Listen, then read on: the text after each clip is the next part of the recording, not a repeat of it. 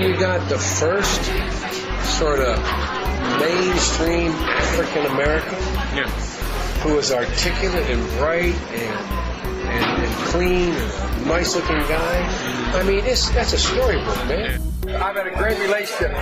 In Delaware, the largest growth in population is Indian Americans moving from India.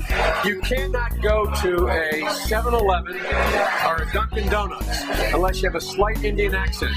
I spent last summer going through the black sections of my town, holding rallies in parks, trying to get black men to understand it's not unmanly to wear a condom. Getting women to understand they can say no. Getting people in the position where testing matters. I got tested for AIDS. I know Barack got tested for AIDS. There's no shame in being tested for AIDS. It's an important thing because the fact of the matter is in the community's engaged in denial. They're engaged in denial. No one wants to talk about it in the community, and we do not have enough leaders in the community and outside the community demanding we face the reality, confront the men in the community, as well as the women, letting them know there are alternatives. Thank you. Travis, I just got to make clear, I got tested with Michelle. When we were in Kenya and Africa, so I don't want any confusion here about what's going on. And I got tested to save my life because I had 13 pints of blood with my wife. And I'm sure Michelle appreciates you clarifying. In public. We have this notion that somehow if you're poor, you cannot do it. Poor kids are just as bright and just as talented as white kids.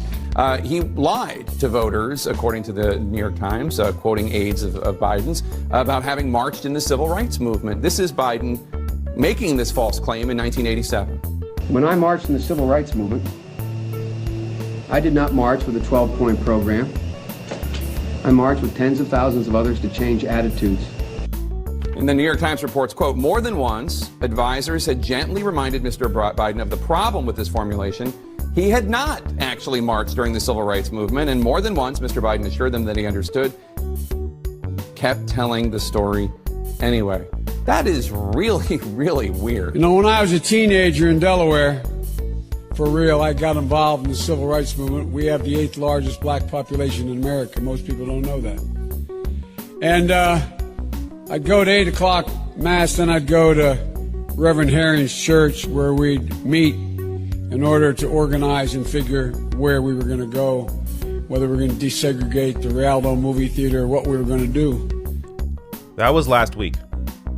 This day, 30 years ago, Nelson Mandela walked out of prison and entered into discussions about apartheid.